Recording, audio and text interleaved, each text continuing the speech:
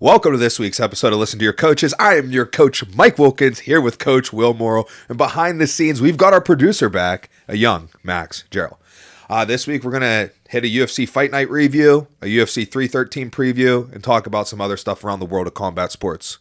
Coach Will, why don't you get us going? All right, so I know we talked a little bit about this beforehand. Do you want to only do the main card? Because I did not see the prelims. I forgot to pay attention to us talking about it beforehand. It's okay. So yeah, let's just do the main card. Let's just do the main card then. And even with that, we didn't see all No, of it. I do want to talk about, should we not talk about our boy Charles Johnson? That's the only one I actually very much want. So here goes what we're going to do. We're going to talk about or what about, did you not see, let's talk about Charles Johnson. Let's talk about Mario Pinto, Austin Lane, and then we'll run the main card. Love it. All right. Max, you good with that? Yeah, that sounds good. Did you see any of the did you see the Charles Johnson fight? No, let's talk about the Charles Johnson fight. I was going to ask you about that because I didn't see it at all. Bro, okay, let's talk about the Charles Johnson fight. You know what? We're going to skip the Charles Johnson fight. I'm just happy that I said Charles Johnson on the podcast. I did watch his fight. No, let's talk about it. Okay, start the timer. So we're going to start off with Charles Johnson versus Ramazan Tamirov. And what I got to say about this fight, did you see this fight? I didn't. That's why. Oh, you didn't see this fight? So I'm going to tell you, my man Charles Johnson is a dog. First off, I cannot believe they put him as the first fight, the curtain jerker, on the prelims on this weak-ass fight night to begin with, right? And he was pissed about it. He talked to Dominic Cruz about it, and Dominic Cruz, tried pumping him up, oh, they just know you're going to start the show. And start the show he did. I feel like Tamirov came out really strong. He definitely won the first round. But Charles Johnson really pushed through and started making a strong comeback. And who ended up taking this? Tamirov on a split? Yeah. Was this a split decision? Yeah. No, it was unanimous. It was unanimous. Tamirov and I just felt like Charles Johnson should have got the dub here, right? I felt like he won the second two rounds. And you really saw his gas tank come into play, and that's what they talk about with him. He's got a great gas tank, and he pushes, and he's just always dangerous, and he's pushing it all the way up until the last bell. So unfortunately, they put him on as a curtain jerker, and then he drops the fight on top of all that on some judging that I'm going to say is questionable. That sucks, and he's a little older too. Yeah. Here's my main question though: did he wear purple? No, he didn't wear purple. He wore black shorts. Problem. But dude, I like him. I'm a fan. Me too. He is probably going to either drop. He was 12 coming in. He's probably going to drop lower. I mean, he's obviously going to drop lower, but hopefully he doesn't drop out. All right. So the next fight we're going to talk about on the prelims is Andrea Lee versus JJ Aldrich, and I do believe that I heard correctly. That was Andrea Lee's 6th loss in a row. UFC record, perhaps. How many did Dan Hardy get? Or no? How many did? No, it was Tony. I thought. Tony. He got what? I think Tony's at 7. Oh, man, but there's a difference between being a prelim women's flyweight and being a former Tony was an interim champ, a former interim champ who was supposed to be the main challenge to Habib and stuff. So that's pretty crazy. Other than that, the fight, nothing to call home about. JJ Aldrich all the way around. We're going to move on to our last prelim of the night, which is Austin Lane versus Mario Pinto. Am I the only one who saw this fight? I did not.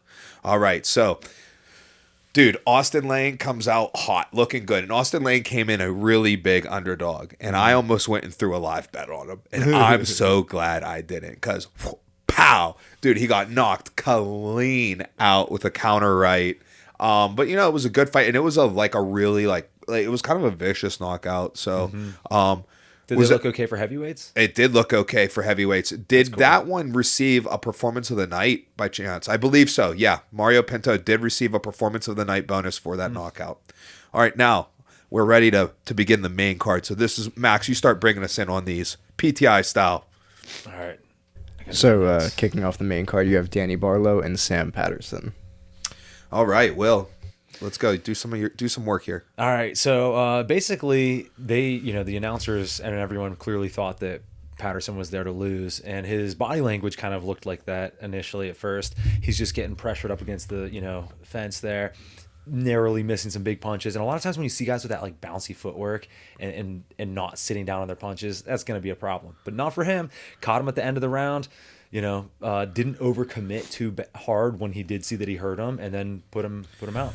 I'm going to do my best Chael Sonnen right now, and I'm going to give you guys some real inside information on Sam Patterson. Oh, just share with us. That's the third fight in a row that Sam Patterson has come out and won by finish where he is the underdog.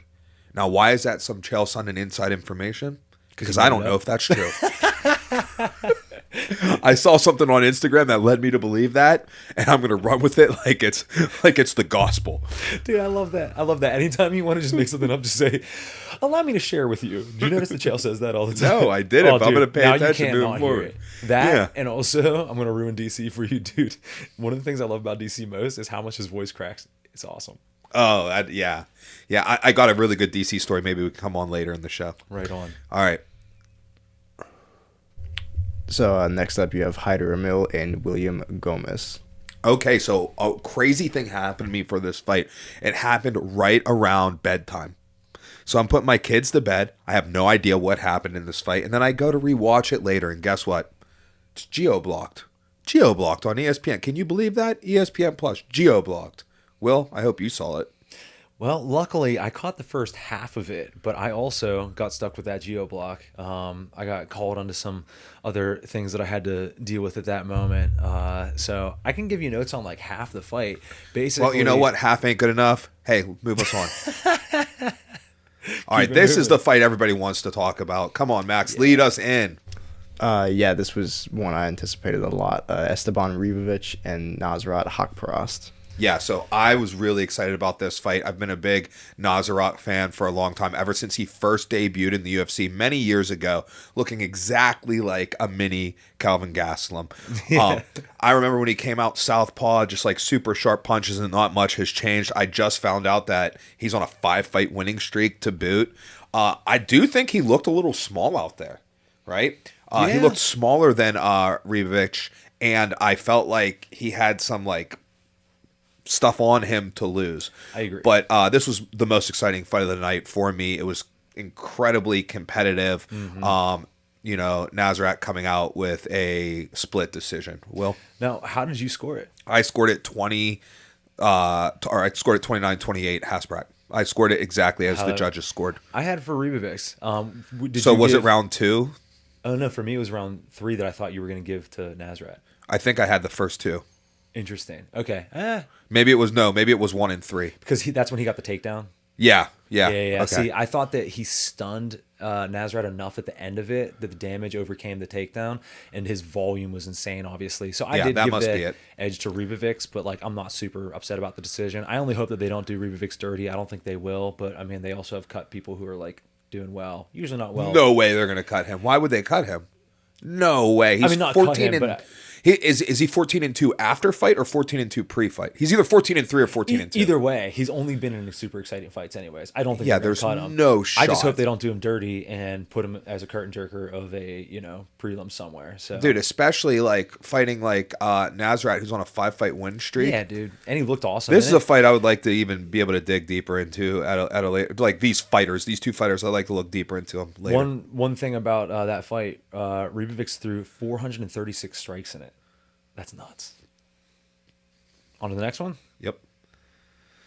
So next up, you have the co-main between Cody Brundage and Julian Marquez. Now, this is unfortunate because this is one of the fights I got hit with the geo block on, yeah, so dude. I haven't seen it. Well, I saw this live and I rewatched it. I thought this was a really fun fight. First off, these dudes former teammates, so they got some familiarity with each other, and they were there for a good time and not a long time. This was a first-round knockout in which both of them basically got knocked out in this fight. There was at one point in time in this fight where they both lost their mouthpieces, and like they were like, did they give the right like? Simultaneously lost. No one had a mouthpiece in, and the ref's giving the mouthpieces back, and he's like looking at him like, shit. That's like hilarious. whose. And I went to go look back. I actually rewound back to see if they got their correct mouthpiece. And I'm not 100% sure that they did. So one was green and one was white. So then I tried looking at like when they're being announced, like fighting out of the red corner, right? Like to see what color their mouthpiece was, and neither of them would open their mouth.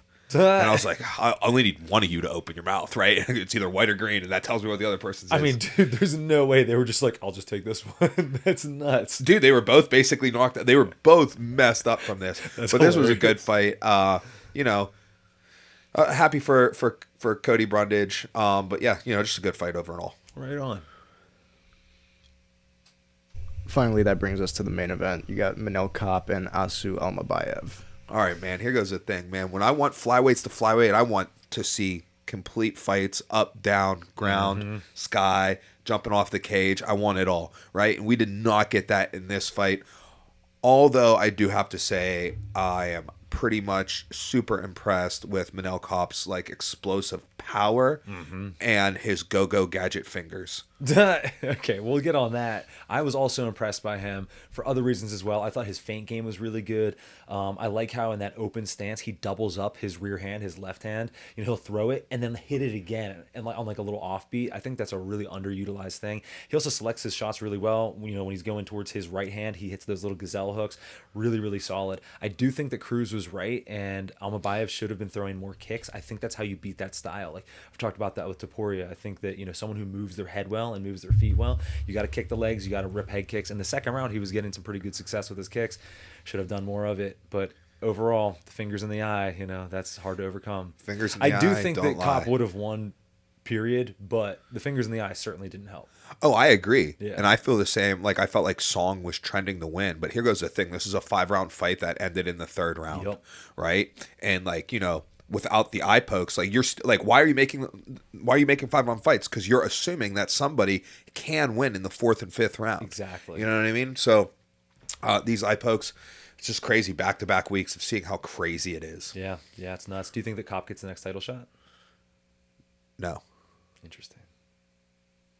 Is there not a title fight already named? I don't think so. For flyweight? I don't know if the UFC has announced it yet. I'll double check on this, but it's not Kai Kara France fighting. It sounds like it's going to be Kai Kara France. Oh, that's right. I remember we saw that. That's right. Interesting. Yeah. No, he's not getting a title shot after talking that shit to Izzy. Izzy ain't letting that go down. All right, let's move into our stock up, stock down. Do you mind if I lead? Please do. Okay. Stock up. I don't have one. Stock down. Go gadget fingers and eye pokes. I can't handle it right now, right? After the Song Yadong eye poke, Jim Miller he gets on Twitter, takes a video, puts on his gloves, and he goes, hey, he's got 50-some fights, right? And he's like, X amount of rounds in training. He's like, you know what I've never done? Poke somebody in the eye. Yeah. He's like, because when I put my hand out, I keep my fist closed. Yeah. Right? Now, myself, I have poked somebody in the eye. All right? I poked oh my goodness, help me. Mike Pope. Poked him in the eye, but I was pushing. I wasn't it wasn't off of an extended hand, right? We were in a grappling exchange where I was pushing his face. Right. And it was standing grappling exchange, but grappling exchange where I was pushing his face, my finger went in his eye.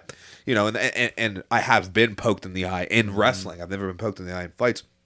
And when you watch the replay of these eye pokes, right? This Kape eye poke, he throws I believe it was a cross, right? And the cross lands just short, so then he flicks the fingers open and gets right in the eye. It was crazy. It's not a position in which your fingers are open. They shouldn't be. They shouldn't be open in that position. I get your hands open if you're shoving someone's face away with your palm, right? Head to head position, you're shoving their face away. Your hands open, a finger might slide in the eye. Think about wrestling when you're posting on a forehead or something, or you're pushing someone's in on a single leg and you're pushing their head down, right? I can get it. That's accidental. That stuff happens. But a full extended arm reach with full extended fingers, it's just especially while you're striking. How are you training to throw punches? You know what I mean? What's going on there? It's absolutely mind-blowing to me. I'm glad that you said that as your stock down.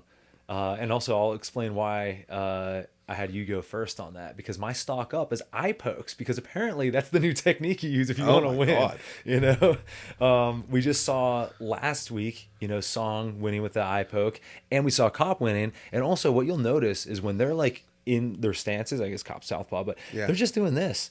And they talk to them ahead of the fights and tell them not to do that. And they'll warn them sometimes in the middle of the fight. And these dudes are still doing this. Are you doing this in training? That's what I'm saying. When I'm a southpaw, right? So, and the majority of 100% of the people I fought were orthodox, and I would say 75, if not more, percent of the people that I've sparred were also orthodox. So I'm always engaging in that front hand battle, right? And I don't recall me doing it with my fingers that open. Dude, I'm a big fan of measuring, and granted, I haven't done nearly as much little glove sparring as, like you have.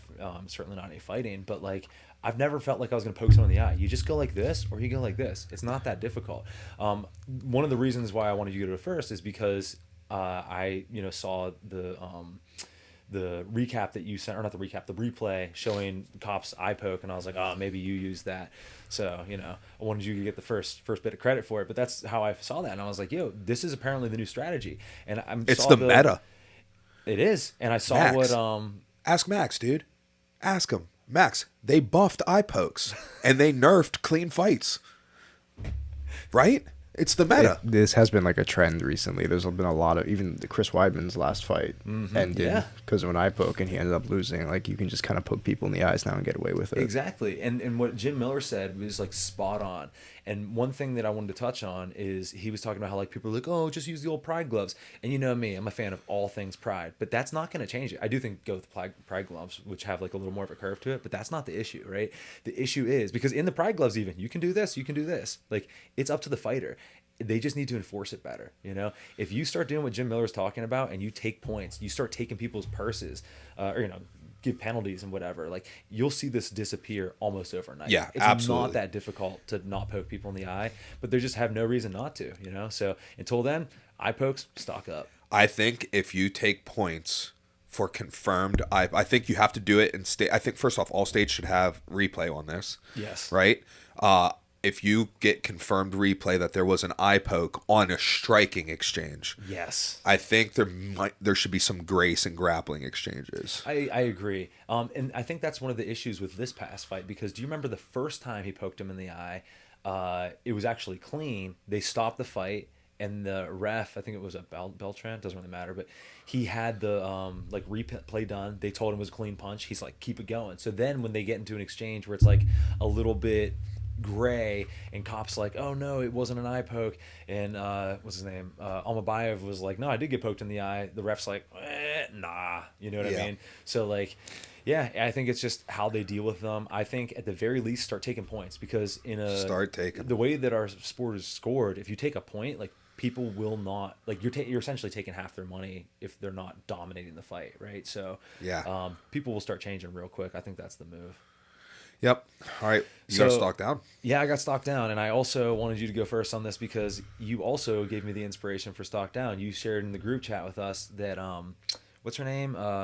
Andrea Lee was on a 6-fight losing skid. I looked it up. I think she's overall like 5-9 in the UFC, something like that. And she absolutely is on a 6-fight losing skid. And again, if you're at this placement on the card, that's not a good look. So she's probably going to get cut. So that's stock down. That's pretty much all I got to say about it. Right on. All right. So that's this fight night in a recap. Max, how have we been doing on our picks? I know we didn't make picks for this specific fight night because, do we not want to do picks yet in results? Let's do the pick results once we give picks for Okay. All right. 313. Well, let's move on to UFC 313 main event. Will, who's the main event? Oh, gotcha. Ankalaev against Poatan. Okay, I knew that. I didn't want to say it because I was going to mispronounce it. Which one? Both.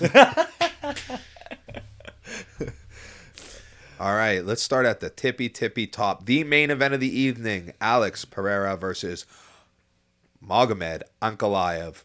I have already bet 5 units on Alex Pereira on this fight when the first odds dropped.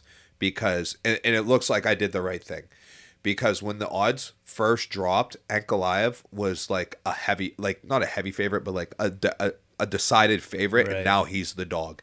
So good call by me throwing those units down early. For sure. Yeah, but I just think Ankalaev, without, him being aggressive towards his takedowns, I just don't think that he can stand with Pereira based off what I've seen in the fights, but both their fights against like common opponents. Exactly. And such. Yeah. Yeah, I agree 1,000%. Ankalaev, people talk about him taking down Alex. I mean, when does he take people down? You know what I mean? Like, he's a striker. And if he chooses to strike with Alex, it's going to be serious problems. Also, even if he does decide to try to take down Alex, like, I'm not sure that's going to be too easy, right? Alex is shown to be like really strong in kind of clinch positions. He might not have the most technical wrestling, but he's not easy to take down, you know? So 100%, I think Alex has got this. And you know what else I think about this? I think Alex has got it by knockout. I might have to go put another bet in and take the KO. I agree. Ankalaev's not that big. I just saw a video of him today sparring with Strickland, and like they look to be pretty much the same size. And when you see Alex next to Strickland, it's like different humans. Which, dude, I also just saw a video on Instagram of Pereira and Tyson Fury, like standing next to each other and like being all buddy buddy. Tyson Fury must be he's huge though. No, dude, they must be lying about his size because we've stood next to Alex, right? Yeah. Alex is probably, I'm 6'2", he's probably a full 6'4", right? Yeah. And he's like thick enough. He's 230 or whatever, but he's not like exploding with, mass, right? Dude, he was almost the same size as Tyson Fury. Like maybe an inch off. It was crazy. No, but Tyson Fury's 6'9". He's thicker, but there's no way he's 6'9". We'll have to find that picture later. Dude, I'm telling you, they're WWEing his or F or whatever it is. His height, there's no way he's 6'9". But anyways, I think we're all in agreement that Poatan wins, unless young Max, you have a different... Max, who do you think's gonna win this fight? I'm still taking Poatan. Oh, okay. Yeah. No, I thought you were still thinking about it. No. I think like Ankalaev. I think Ankalaev has a path to victory, but I don't think he's going to be able to take it. He certainly does have a path to victory, but yeah. Yeah. Spread a bunch of banana peels throughout the cage. Justin Gaethje versus Rafael. How do you say it? Fiziev. Man. Can you believe Gaethje won the first fight by decision? Uh-huh. Is this correct? Yeah. And I know Gaethje's is his lone takedown against Fiziev. Yeah, it is. Yeah. Hey, another day, another dollar. Repeat. Gaethje goes again. This one's interesting to me. I do think I'm going to lean Gaethje, but Fiziev is really, really good. And, after getting turned off the way that, Gaethje did against Max, there's an even bigger possibility there. And with Fiziev's, striking being his, primary weapon, that could get dangerous. The last fight where I said, I'm going to go with the tough guy because their chin is good until it's not, was RoboCop, and then he just got stopped. So I think I'm going to go Fiziev. Okay, and I think Max is also going Fiziev. I've been kind of tight on it, but I actually am taking Gaethje right now. Oh, okay. Yeah. Can I tell you why I thought you were going to go Fiziev? Yeah, go for it. I thought because you sent me some stat about, in the weight classes under 185, anybody who's 36 and older loses. Yeah. That's for title fights. Oh, that's for title fights. Yeah, okay. I think it's 170 and below. The record is something. It's like if a guy over 35 is defending his title or fighting for a title against someone younger than them, they're 2 and 30 something, and those two were both Tyron Woodley.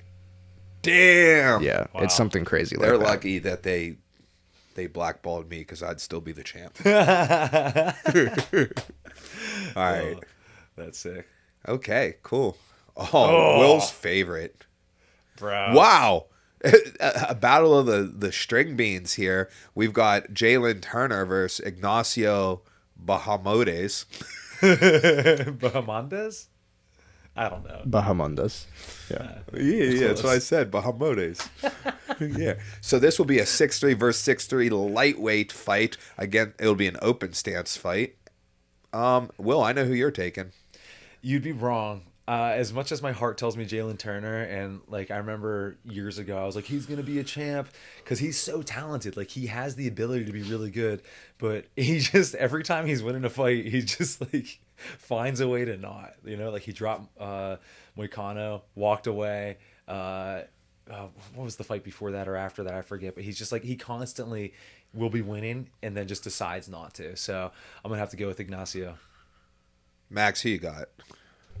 I'm taking Jalen. Yeah, Jalen's one of my favorite lightweights, and I get what you're saying. Me too. But I think that he's not even 30 yet. Bahamondes is also 27, but the last two guys that he's kind of like donated wins to were Hanato and Dan Hooker, who both have like that veteran savvy. Bahamondes doesn't quite have that yet, so I'm still taking Jalen on pure talent. Like, just nailed it, Max. Just nailed it. I'm going Jalen Turner as well. All the same reasons as Max is going Jalen Turner. Also, I just think, like, strength of schedule, too. Yeah. Right? Like, that matters. I totally hear you guys, and you're making great arguments, and I want you to be right. I will be rooting for Jalen Turner. But for my official picks, go Ignacio. Wow, it's crazy.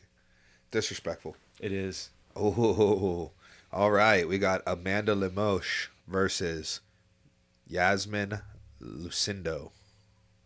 This will be a women's strawweight bout in which it will pit a 37-year-old versus a 23-year-old. All right, Will, take it away. Real quick, who did Lemos fight last? I'm trying to remember that fight. Because this is going to influence. It wasn't long ago. It wasn't long ago. I think it was like within the last month or so. Yeah, her last fight was Verna Jandiroba. She lost by sub in the second round. Oh, that's not what I was thinking. Okay. What about Lucindo? I'm leaning Lucindo already, but this is going to...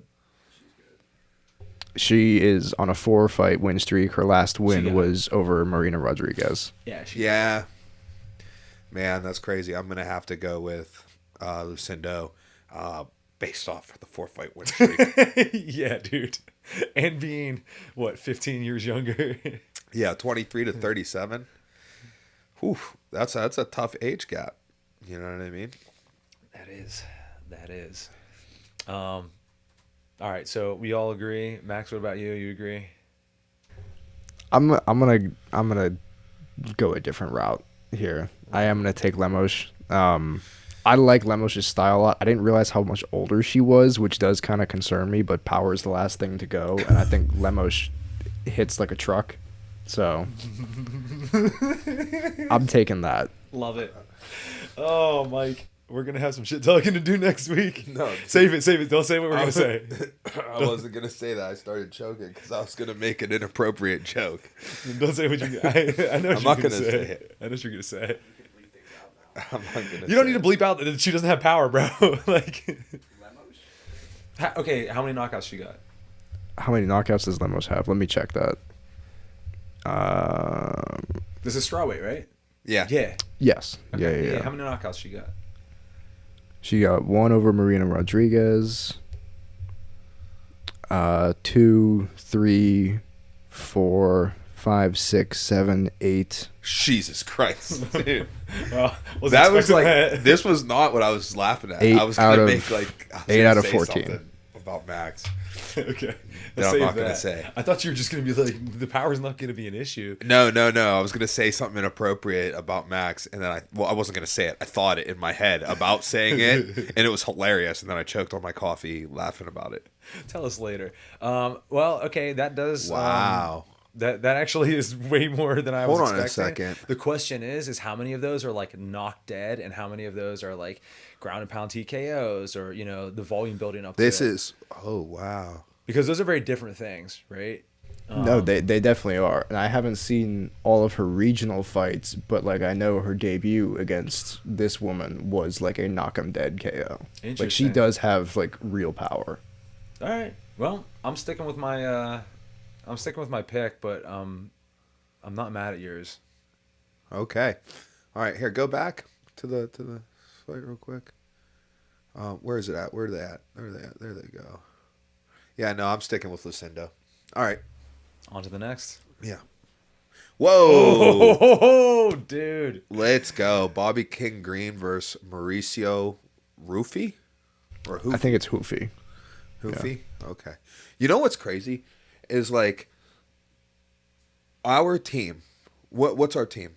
We're a stout PGH team. Renzo Gracie. What'd you say? Renzo Gracie. Renzo Gracie. Do you agree? Renzo Gracie. From what I understand, yeah. Yeah, okay. I'll be at IBJJF tournaments, like Brazilian ran tournaments, where Brazilians, when they call us to like the podium or whatever, they'll be like, Michael Wilkins, team Renzo Grace. And I'm like, you guys gotta know. And then what threw me for the craziest loop was Bibiano Fernandez. After winning his last fight and won, just like 2 weeks ago. Yeah. He like was crediting Chaudhry for this and that, and then he was like,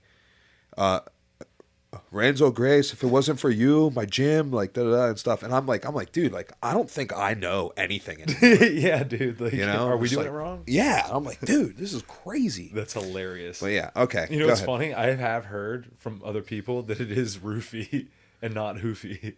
Dude, you know what? We're just gonna let him ride. I'm going with roofie. Dude, big time. Of course I'm going with roofie. Yeah. Dude, you know what a roofie can do to Dude. Roofie's gonna knock him dead. Brother. I'm surprised that you agree with that because of your disdain for the fighting nerds.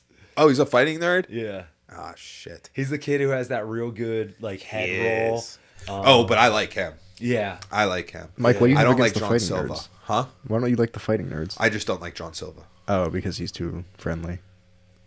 No, not just that. I just think he's like, he just like icks me. I get the ick from him. Okay. Yeah, I was gonna say, if anything, it's not because he's so friendly. It's because of all the in-cage antics, which honestly was a lot for like me to overcome. But his fighting, I was like, all right. Yeah, I like him anyways. I get it. I get it. Yeah. I mean, I don't even know if I hate his fighting as much. Like, I mean, I don't like his fighting either. I think like his fighting, I don't know. Like his fighting, it's like slow, boom, slow, boom. Also, keep Which in mind, I kind of like appreciate. Also, you're allowed to be a hater. You don't have to have reasons, right? We hated Ilia Topuria until we didn't. Hated him. You know what I mean? Hated like, him. That's what this. Do you still like him? Love him. Ilia Topuria? Yeah, I don't know anymore. It's just like, I haven't seen him with his kids in a while. I don't know. We'll just have to pop up a picture of him with his kids every once in a while to keep you on point with him. All right, but yeah, I'm going Mauricio Rufy. Yeah, I think that Bobby Green's style is definitely more of a young man's game, and also like Mauricio is just better at that style. Do you guys feel like this fight's going to be super entertaining though? Yes. Okay. Yes, absolutely. Yeah, awesome. Yeah, Max, who do you got? I'm taking Rufy. I do think that it actually has like potential to be like a veteran kind of surges in the third round type thing. Especially with how like energy exhaustive Rufy's style is, but I think that Bobby's just getting too old at this point. I think his chin's he's starting 38 to go. years old. I couldn't imagine just like doing anything athletic at that age. Yeah, dude, basically dead at that point. Yeah, basically dead. All right, dude. Easy money. Curtis Blades versus Razvan Kuniev. I don't know anything about Kuniev. This is a weird one because Curtis Blades' last fight was for the interim title against Aspinall, and Kuniev is making his UFC debut. This is his debut? This is like a weird instance. I'm not. Well, here goes what I'm Well, definitely going Curtis Blades. Definitely going Curtis Blades because here goes why. If you got a Russian coming in making his UFC debut, and this dude already got who you been losing to? He got 2 losses already. Who you losing to outside of the UFC at heavyweight? That we haven't heard of, right? It's just losses to like people we've heard of, like Fedor, Big Dog. Like, no, he's just losing to some jags on the street. You know what I'm saying? So, and he's 32. They're the same age. What's he been doing? Fair enough. Was Curtis Blades a D1 wrestler? I don't know. I want to say yes. I'll also go Blades, and I like your reasoning. Yeah. Max, who you got? I'm taking Blades. Okay, that's 3 for 3 Blades. Let's move on. That ends the prelims, right? Curtis Blades? Yeah. Okay. Oh, yeah. Give me some flyweight action, my brother. We got Joshua Van versus Ray Saruya, who is a Japanese fighter. Shares the same name, if that is their first name. Shares the same first name as defending Olympic champ Ray Higuchi. Same weight class. Here goes the thing. Dude, this is a 23 versus a 22. Oh, my goodness. Joshua Van, very exciting. We really liked him. Put him on big prospect watch. Max put us up on Joshua Van. I'm taking Van, just so you know. So if you want to, try to pull ahead from me. Oh, yeah. I'm definitely taking Ray. Saruya. Yeah. Right on. I totally think that's a good pick. I just like Joshua Van, so. Yeah, not only am I taking him for the pick'ems, but I'm going to go put 2 units on him as long as he's still plus money at what they're displaying him right now at a plus 165. Mm-hmm. So if I put 2 units on that boy, I bet he maintains that. It'll bring me back 6+ units. Because think about it, you're going to be gambling on an American site, right? Yeah. So it's mostly Americans on it. They just don't probably know this dude, right? So Yeah. I'd be willing to bet that you'll still get plus money on him. Oh, I know I'm getting plus money, but I hope I'm getting like over plus 165. Yeah, that'd be ideal. And he's undefeated. And Japan has like a history of great MMA fighters, so Yeah. it's a good pick. I'm just fanboying. I'm going Joshua Van. Yep. All right, Max. Yeah, I'm taking Van. Oh, Cerruti is good, but I'm taking Van. Yeah, I just really wanted to get ahead because I guarantee that's my lock. Ooh, interesting. Okay. Yeah, I've never seen that dude. Never seen his face other than this picture right here. But I can guarantee. And they don't even have his full body. Yeah, no, picture dude, he's a silhouette. on the ESPN one. Will, do you have a lock of this card? A lock? Yeah. Outside of I do have a lock. Alex Pereira. Lock it in, brother. I was gonna say outside like the main or co-main. Do you have? Go back up. Who would I say I'm most confident in? Probably. Ooh. I mean, I definitely am Wow. not taking Gaethje as a lock. Yeah, no. I am taking. I think Alex is a lock to me. If you only choose one, You're like, hey, this is the one I'm most confident in. Right. Well, we haven't finished the card, but so far for me, it would be Alex. I would say so far for me, it's going to be Curtis Blades. Luffy. No. Because the only thing I'm concerned about, what if this dude's just like a monster Russian wrestler? Then I want to know the 2 dudes who beat him. That's what we'll find out. He's also a silhouette. What if both silhouettes win? Oh, one of his losses is to Karelin, like 10 No, years it's ago. not. Dude. Okay, then that tells me he sucks. If he lost to Karelin in 2014 after Karelin in the 2000 Olympics, Karelin was old. You're telling me 14 years later he's decrepit? Come on, dude. Dude. I bet you Karelin in 2014. Let me think. So in 2000, I would have to guess Karelin was in his 30s. So I'm going to say he was 34 in 2000. I bet you in 2014, Karelin was between the ages of 46 and 49. Which, according to Max, is dead. Boom. Max, yeah? He's 57 right now. He would have been, what, 46, 47? Nailed. Boom! In your face, Will. Yeah, I didn't think I'd be able In to your get you face. that riled up over something I made up, but hey, here we are. Yeah, all right. Okay, move us down. This is probably the last one that Oh. you guys are gonna have much interest in. I'm taking Ferrer. Was it Ferreria? Oh, for sure. Yeah. I'm taking him. Yes. No? Am I? You gonna take? Why is he so short? You gonna take the Armenian low kicker, He's the one who got double back-fisted Bashara? by Shar the Bullet. Mm-hmm. Yeah, dude, I'm taking him. I don't. Hate I'm taking that pick Petrosian. either. I'm taking Petrosian. Petrosian, I think. Right? Petrosian. I'm taking him. I think that's a good pick too. Actually, I'm almost about to switch mine, but I'm taking Petrosian. Yeah, 100%. Yeah, I'm in. I won't. Not my lock of the card. I'll take Ferreira just so that we can have some more different ones. We can talk some shit. Okay. Go. Max. I'm taking Ferreira. I'm going to win the pick'ems this year. Because if I get too far behind, I'm going to start being serious. Like right now, like I don't even know who is fighting. I don't even like a lot of these dudes. I'm like, yeah, I'm taking him. Why? I don't know. His hair's cool. Like, Yeah, exactly. That's part of the fun, though. You know, is again. Yeah, but if I being a start fan. losing, then I'm going to start doing research and figuring out who's going to win. All right, next. Next fight. Alex Morano versus Carlos Leal. Oof. Jeez. I'm gonna- Lock of the card. Carlos Leal. Yeah. Lock of the card. Yeah. Oh, man. Morono, I believe I saw him win his last fight, but he didn't look awesome doing it, if it's the fight I remember. And with Leal being a minus 800, I think that we all kind of know where this is going. Yeah. Leal. Keep it moving.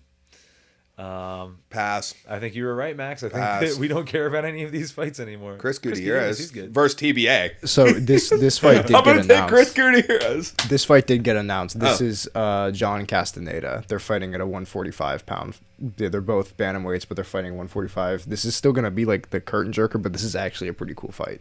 Oh, that's cool. Well, So that's one to keep an Yeah, eye I was on. gonna say I don't have any strong opinions. We'll on keep that. our eye on it, though. All right, cool. All right. All right, so now that we've got these picks in, should we look at the picks over the course of the year? Yeah, sure. See where we are? All right, so far this year, on our picks, after picking a total of 34 fights, Max is in third place with 16 correct and 17 wrong. And there's one draw in this, by the way. I am in second place with 17 correct and 16 wrong, so Max is only one fight behind me. And Will leading the way, 19 correct, 14 wrong, so he has a 2-fight lead over second place with me. Let's see. Let's look at our picks this week. No, hold on. I think the one that we most need to talk about, one that you were super confident in, is a Mr. Henry Cejudo. Yeah. Against Song. We talked about it. We talked that we think he got robbed. We think it's bullshit. We think that fight should be a no contest. It should be a no contest. But did you also not say earlier in today's episode that you think that Song was winning that fight? Yeah. But do you think that Henry could not possibly... First off, I think Henry won a round, so he would need to win the 4th and 5th round, right?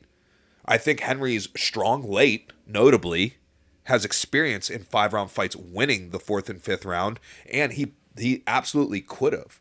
Like, was it trending that way? No, it wasn't. But, like, to say that he couldn't have is ridiculous. And he might have even won the 3rd round had he not got poked in the eye in it.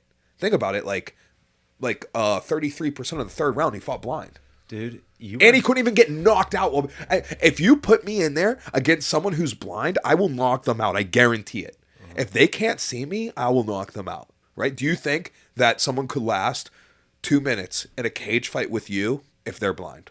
No. Exactly. That's what I'm saying. Song couldn't even knock him out. He was blind. See, dude, I'm so glad that this went down the way it did because you're so good at arguing things. Like, that was a great point. All that you had to say was those magic words. Was it trending that way? No. I feel like I've won already. Okay. I mean, sounds great, dude. Everybody agrees with me. All right. What other ones did we disagree on? So Max got the fluffy Brendan Allen fight wrong, and that's the difference there. Mm-hmm. Other than that, you should have known, Max. That one, dude. That felt like watching an amateur fight. Got the Cannonier fight right, but did we talk about that? Did you just see that Allen just lost a jiu-jitsu match against? Against the Fighting Cairo, Nerd. Karate Combat. Mm-hmm. Crazy, because he fought Saturday night and did that jiu-jitsu match Thursday night. The following Thursday. Yeah. Oh, I thought you meant before. I was like, yo, that's crazy. It was either Thursday or Friday night. That's pretty wild. Actually, dude, hats off to Allen. And like I said on last pod, I do owe him more respect. But I knew that Hernandez was going to win that. What else do we have? Max got Cannonier. Yeah, we already talked about that, though. Yeah, that bothers me. All right, here's what I want to do. Go back up, Max. I want to see our picks. So, all in agreement. So, the Vasayev... Fasiev Gaethje fight we have different. The Turner fight we have different. So right there, that could tie us up. Mm-hmm. And if that ties us up, that brings Max within one of you. Then Max can tie up if Lemos wins. If those three things, if it goes Gaethje, Turner, Lemos, then we are all tied again. That'd be sick, dude. And honestly, I might be rooting Gaethje Turner. So. But then we also have some Ferreira. I've got Ray. I got Petrosian and Ray, where you guys have Van and Ferreira. So we got a lot of differing here. Yeah, you're about to get buried even further behind. That may be, but then if I start paying attention, you guys are going to get destroyed because my superior intellect. I can't wait. I know more about MMA than both you combined. Right on. Yeah, dude. Yeah, you're lucky I don't try. I honestly think knowing more about MMA in some ways makes you worse at picking. Dude, what are you talking about? I'm fairly good, and I don't try at all. Fair enough. All right. Okay, what's our next segment? We're going to talk about a fight that was announced. We are not sure this is real. Yeah. It was announced on one of like the rumored types of. So, okay, I'll get into it. So a lot of times these Instagram accounts, they make these like UFC fight announcements with like fight cards and things like that, and they use like the UFC's like formatting, graphics, and all that stuff. And sometimes I don't know if they're real or not. So I send them in the group because Max can figure out if they're real or not usually.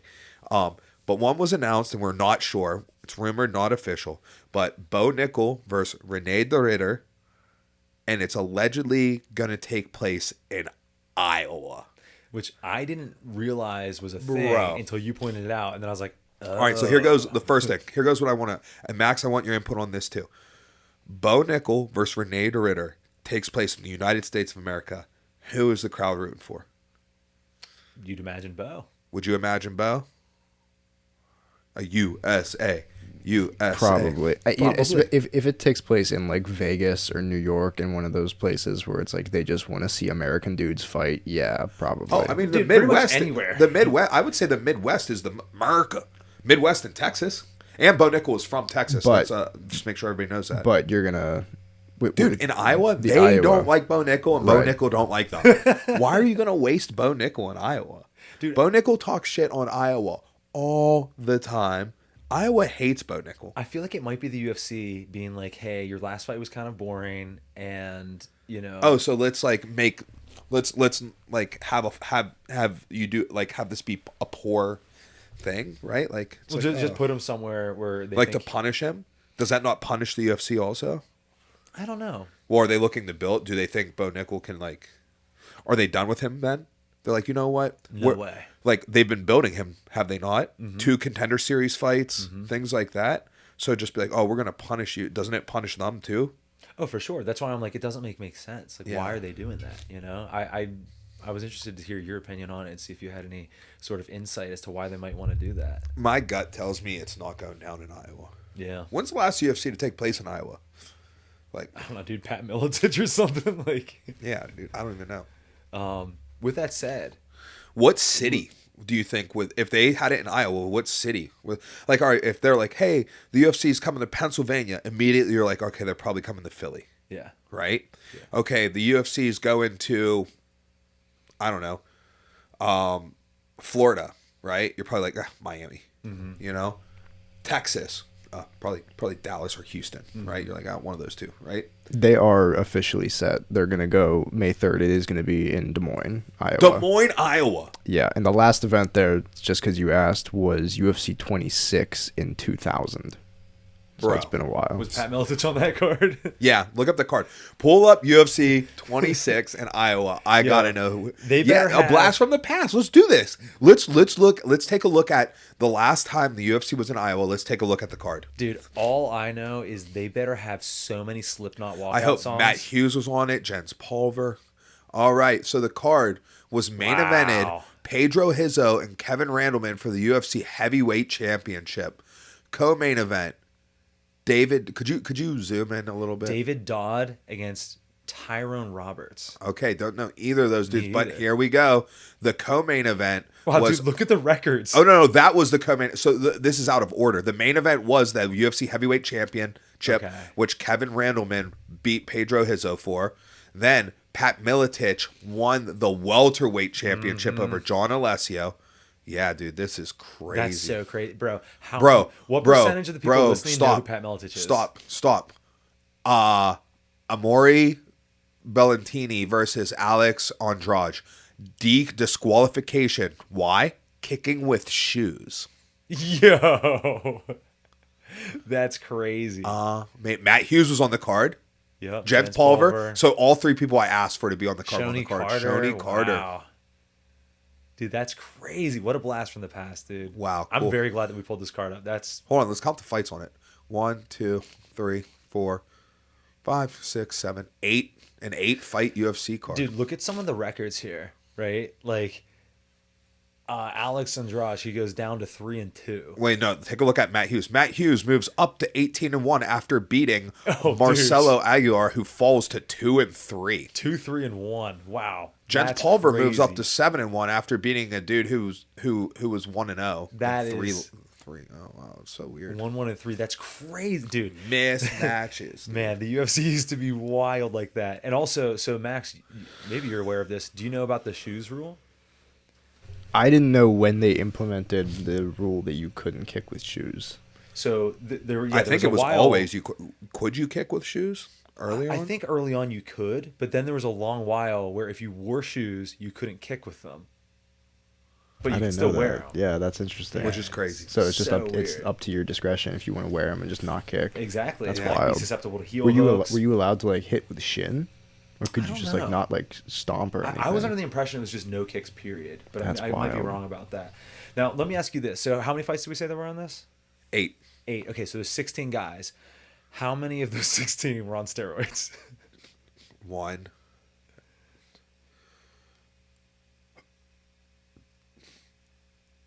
I mean, so I know that at least 3 were. But I'm gonna say 14. Yeah, dude. If I had to guess, I'm gonna say I know 3 were. Okay. You know what I mean? Yeah. Good. But I don't know everybody on this card. I would just imagine that what is this, UFC 20? Yeah. There's got to be a 90+% rate of dudes on juice. Yeah. Who do you know isn't? Pat Miletich, I imagine. I would say the 3 Iowas, Miletich, Hughes, and Pulver. You think Hughes never took any juice? I don't think that I don't know, but I'm just saying, like, they came out of, like, I don't know. Like, if you had that, those would be my guesses. Dude, maybe this was in, I think I read Pat Miletich. I mean, Miletich is their coach. And I remember he actually, okay, I might be mixing this up with Matt Hughes' book, which I read, and it made me not like him. But anyways, I believe this was in Pat Miletich's book where he said that he found out about Sylvia taking juice and, like, yelled at him and got mad. So I could see Miletich not juicing. Yeah. But who knows? Who knows? Wow. For the longest, everyone was like, oh, John Fitch is definitely clean. And then he popped hot. Yeah. Interesting. All right, so let me ask you this then. Unless you have more to say about this card. I don't. Aside from the location, which is interesting, how do you see Bo versus RDR going down? Because if you would have asked me like a month ago, I'd been like, oh, Bo crushes him. Or maybe not a month ago, before his last fight, I would have been like, Bo crushes him. Now I'm not sure. I think Bo crushes him. I think Bo's not afraid of him on the ground the way that he was afraid of Paul Craig. People were just astonished that Bo would be afraid of Paul Craig on the ground. Oh, the Paul Craig who's hey, what's Almabayev fighting for the UFC light heavyweight title? What's his record? 20-1? What's that one? A submission loss? Oh, to who? Paul Craig? Right? You know what I mean? I don't think that Rene de Ridder strikes that same type of concern into Bo. Mm-hmm. So I think we see a more complete fight out of Bo. Yeah. I tend to agree, but I'm just but I was fanboying hard about Bo and American wrestling, and I think that clouded my judgment. So I think I might need to just like take a step back and see what happens. But that sounds about right. All right. So in some turn of events, we have some fights that were announced. There's a main event on a fight night. When's the Leon Brady fight night? Is that the very next week? Is that March 15th? March 22nd. March 22nd. Oh, perfect. No, it's during Nationals. You will be able to watch it back. Dang. I mean, I'll still watch it. So, we got Leon Edwards versus Sean Brady main eventing a fight night over in London, England, in which we are being told is for the #1 contendership. What are your thoughts on that? My thoughts are, what happened to Shavkat? How is he not already just like default the next title fight? He got hurt. I know he got hurt, but like, do we have information? Like, is it an ACL and he's out for a year? I don't know. All I know is he got hurt. So I think that they determined it was long enough that they had to keep things moving to a degree. Well, let me ask my fighting nerd. Hey, what's wrong with Shavkat? Last I heard was a MCL injury. MCL? That's not a serious injury. Usually not. That's not like that long, usually. Yeah, no, it's like, 8 weeks recovery, and then... They could be lying, too. It could be something else, and they're just like, oh, is my MCL screwed up? You know what I mean? Yeah. Who knows? This is interesting, though, because Leon said that this is now a title eliminator, right? I have one big question. Now, does title eliminator mean #1? Did he not say it was a #1 contenders fight? Yeah. Now, that a title eliminator does not have to be a #1 contenders fight. I mean, that's what I usually take it to mean. A title eliminator could be you get the next #1 contenders fight, and whoever loses is eliminated from title contention. I suppose so. I was under the impression this is for the next title shot. But my big question is this. What time is this card? Well, it's in the O2 Arena. Look, it says... So 3 p.m. our time. Is there a 6-hour difference? Something like that. So that's a 9 p.m. main card over there. That's a normal time. Normal time for them. So they're not fighting in the middle of the night. If there's a 6 hours difference between us and London, can you look that up, Max? I'm 90% sure it's 6 hours. You should know. You got family there in East Finchley. I do. Oh, yeah. Shout out to the squad. Look at that. 5 hours. So that's so it's 8 p.m. local time, main card. Brady and Edwards are out there fighting at 10:30 p.m. 10:30 p.m., 11 p.m. local time. Not a problem. Interesting. No one's going to be sleep deprived. Everybody's going to be on and Dude, cracking. look at that. 32, 33 years old at welterweight. They're right in their primes. This is an interesting fight. And is anybody going to take a flyer on Leon Edwards? I might, because I'm such a fanboy, dude. Anyone who's like a lanky striker like that, he's great at open stance fighting. The problem is, I'm also a huge fan of Sean Brady, and he's like in, our extended team. I don't know. As we get closer to the fight and we're giving official picks, depending on how far up I am, I might. There is no shot that you will see me pick Leon Edwards. There is absolutely no shot. What if it's a live bet and Leon has dominated for 4.5 rounds and just looks fantastic? Brady looks like he's about to go out, and they put Leon live as a plus 5,000. Well, then I would do it. Because, like, the fight's pretty... yeah. But, like, pre-fight, like, no, dude. There's no way. I'm taking Sean Brady 100% in this fight. Sean Brady's only loss was to... Bilal, and that was... It was a competitive fight. But also, wasn't that the one where the stoppage was like, it could have gone either way? It was a stand-up TKO. I mean, it wasn't like he ever got dropped or anything. Like, he could have kept going. Let me ask you this. Was it a better stoppage or a worse stoppage than Izzy and Poatan the first time? I think Izzy and Poatan was a much more decisive finish than Bilal and Brady. So, in my mind, that's a bad stoppage then. Well, here's the thing. He was losing that fight, but I think that ended up being one of those cliches, good for him in the long run. Yeah. I think he's different than then. I think since that day, he's improved more than Bilal's improved. And we're back from some technical difficulties. We had some recording issues, so the audio went, but we lost some video. So we were talking about Sean Brady, Bilal Muhammad. We were talking about Bilal. Why he's hated. Disrespected. Yeah. Even on the Simple Man podcast, sorry, Max, I got to move this. Okay, even on the Simple Man podcast, which is primarily a jiu-jitsu podcast, Nicky Rod, Damian Anderson, Ethan Crowliston, B-team guys, but obviously Craig Jones is like, like one of the main guys there, even though he's been gone for like a year now. Yeah, he's an international man of mystery. Yeah, so they were saying that he was going to be back in town because he's cornering Jack Della Maddalena, Della Maddalena against Bilal, and they couldn't remember Bilal's name. Bro. They're like, he's fighting for the title. Who is it again? Who is it? Like Damian Anderson, who was supposedly one fight out from being in the UFC, could not remember his name. And his nickname is Remember the Name. Yeah. Bilal Remember the Name Muhammad. Dude, also, like, I understand if you're, like, super... Like, okay, Triple C, for example. I can understand why some people are like, oh, he's so cringy. Like, I don't really like who he is or how he presents himself. And so they don't like him. Like, all right, whatever. Even though he's a great... I can get that. Bilal seems like he's like pretty like just like chill. Remember when the security wouldn't let him in the cage to face off against Shavkat after Shavkat beat Ian Gary? Like they're like, who are you? And he's like, dude, I'm the champ. I'm the dude being called out right now. Dude, he's one of the most like disrespected champs ever. He's super freaking good. Okay, for example, we're saying that this fight right here is being alleged the number one contender fight because we got to imagine something's wrong with Shavkat. Bilal has a win over both of them. Yeah. Like, you know what I mean? He has a win over both of the dudes who are next in line for the title. Yeah. So like he just needs a little bit more respect. But I really like this fight because if it is in fact a fight that's going to get the next title fight, I think we made some pre-year picks about people getting to the title, and my long runner was Sean Brady. So yeah, I like it. All right, cool. Hey, you got anything else to add to this? I got nothing. All right, cool. All right, so let's move on. So, did you do anything fun this weekend? No, my weekend was kind of trash for a couple of reasons. Kind of trash. Max, you do anything fun this weekend?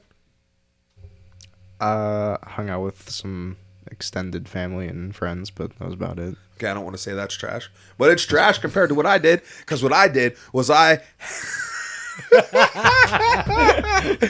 all due respect to Mac's extended family and friends, but they weren't in Johnstown at the PJW state championships out here watching Pennsylvania's future legends compete for state titles, but I was, because my cousin Caleb, he was wrestling in the state championships, representing Plum. He's an 8th grader in the 96-pound weight class. He'll be moving up to varsity next year in high school. And one of the most impressive things about Caleb, he made it to the round of 24, so he finished top 24 in the state, going 3-2 at the state tournament. But one of the most impressive things about him is he started wrestling last year. Now, Will, you know a good bit about wrestling in Pennsylvania, and you know that most of us start before we start school, right? Yeah, as someone who started as a senior in high school and ended up having a match against the number 2 guy at one, that might have been the tournament I went down to 52 for, which is a relatively competitive weight class. And I didn't do too well. I can tell you, bro, Yeah. The level's really high. So, for example, when I was in 8th grade, that was my 9th year of wrestling. You know what I mean? Nuts. So yeah, Caleb, only in his 2nd year of wrestling, already a state qualifier, competing with some of the best kids in the state, winning some matches at the state championships, really doing more than holding his own is really impressive. So I definitely wanted to give him a shout out. And that brings me to like a topic on like when to start wrestling. And I don't want to go too deep in it because that's a whole podcast in itself. But, you know, he is behind, Right. you know, like a lot of his peers have been wrestling since kindergarten, 1st, 2nd, 3rd grade, right? And he started in 7th grade. But one of the edges that I think he has is he chose it, right? Yeah. Like most of us don't choose wrestling. Like we're happy it was chosen for us and we love it, right? But it's like kind of a family thing passed Right. down, right? And Caleb chose to start wrestling in 7th grade after watching Nino Bonacorsi win a national title while he was in 6th grade. Nino Bonacorsi won the NCAAs at 197 pounds for a pit. And he said he wanted to start wrestling. So I got him together with Cam Mang. And we started working some wrestling in the summer. I'll put him in the direction of a good club, Silent Victory. Eventually, he started training with the Young Guns team. And here he is, less than 2 years later, already competing in the state championships. So big congratulations to Caleb. Very proud and can't wait to see how much better you get at wrestling, even moving forward. Yeah, incredible. Incredible. All right, so now staying with wrestling, but in some sad news. Okay, yesterday, a legend, most consider the GOAT of freestyle wrestling. My favorite wrestler of all time. Yeah, Buvaisar Satiev passed away at the age of either 49 or 50. When's his birthday? March 2nd. So yeah. Oh, no. Yeah. So at 49 years old, just 9 days shy of being 50. An absolute legend. Max, will you bring up his medal count, please? He was a 3-time Olympic champ, along with many. So yeah, scroll down there. Oh, 6-time world champ, 3-time Olympic champ. One of the things about him is his style transcended rule sets, right? So freestyle underwent a couple different rule changes through his like reign, in which he maintained on top, and his style evolved throughout the years, right? He wasn't like, you know, it's not like he just had like this great double leg, or he was a really like speedy guy or a strong guy. His style evolved throughout the years to match whatever his body needed, right? Like in one Olympics, he's hitting ankle picks. In the next Olympics, he's all overhook. In the next Olympics, he's double legging, you know? So yeah, just one of the greats ever. Won his first world title in 1995, and then he also capped it off with winning an Olympic championship in 2008, so a long reign there. Unbelievable. The 96 Olympics, the 04 Olympics, and the 2008 Olympics, bringing home gold medals. I think most notably, pretty much all the people who I'm personally connected with, who I look up to in wrestling, who I look to for, you know, advice in wrestling and like things like that. They all look to him as like their favorite wrestler, the wrestler that they like to model themselves after. I think something that might help transcend kind of like how good he is to the MMA community, because like a lot of people probably just, oh, I'm into the UFC, I don't really know much about wrestling, but they might be familiar with a guy named Yoel Romero. Right, Romero, obviously a great wrestler too, right? He won a world championship, correct? Yes. And obviously they know what Yoel looks like, and he's super explosive and athletic, and obviously, you know, great freestyle wrestler. Satiev beat him, you know, like this dude was so good, and he doesn't like look the like you look at Yoel Romero and you're like, oh, that guy's gonna be a good wrestler. He just looks kind of like a in shape dude. Well, actually, so Satiev in one of the years where he took off, his brother came and took the weight class, right, and won the world championships in that year, and it was actually his brother who beat Romero. Oh, really? Right, it was Adam who beat Yoel, but. Very similar style though. Yeah, very similar style, but Buvaisar was considered, the better of the two brothers. So yeah, it's a tragedy. And there was videos of him wrestling last year. That's what I'm saying. Looking amazing. Awesome. Yeah, last year. So I'm not really sure exactly like what happened, if like how it happened, but definitely a tragedy, and the wrestling world mourns. Yeah. All right. Well, that's it for this week's episode, and we'll catch you guys next week.